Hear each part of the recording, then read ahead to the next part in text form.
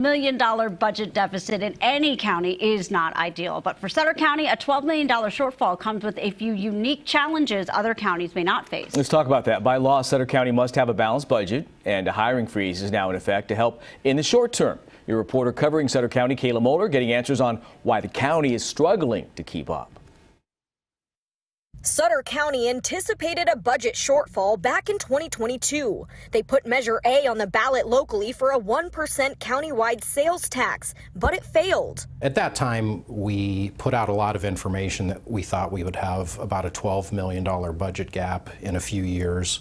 And now we're seeing about that. We've reduced this year's budget by $11 million. And the way they did that is by putting a hiring freeze on all vacant county positions, which accounts for nearly 20% of jobs. We're close to Sacramento, where we have to compete in the Sacramento market for employees. Thankfully, at this point, because of our great number of vacancies, we haven't had, there's no recommended layoffs yet. But if those positions had been filled, there probably would have been. We are on the way to Sutter County from Sacramento, and if you look out the window here, you can see that it's just floodplains. There's nowhere to stop, there's nowhere to eat, and this is part of the reason they're having such a hard time with their budget.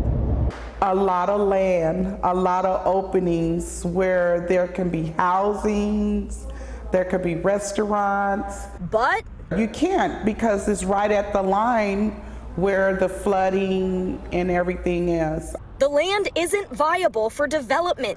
Nearly 70% of Sutter County is floodplains. It's the highest percentage in the state. Yolo County coming in second with their percentage of floodplains falling in the mid to upper 30s. The reason that's a big deal is because especially FEMA floodplains, you can't build in them unless you elevate to a foot above the base flood level. But the Sutter County floodplains make that almost impossible and far too costly. So because of its location, the county is missing out on revenue from developments and commercial properties. In the unincorporated areas, even if it's out of the floodplain, to be attractive for a large business to come, you have to have infrastructure ready, electrical, sewage, water, and we just don't have that. Sutter County says because of the budget gap, people could experience longer wait times and slower services. The next step could be closing down the library and museum an extra day a week. That should be kind of fair, to freeze everything until they can make an accurate solution to the problem.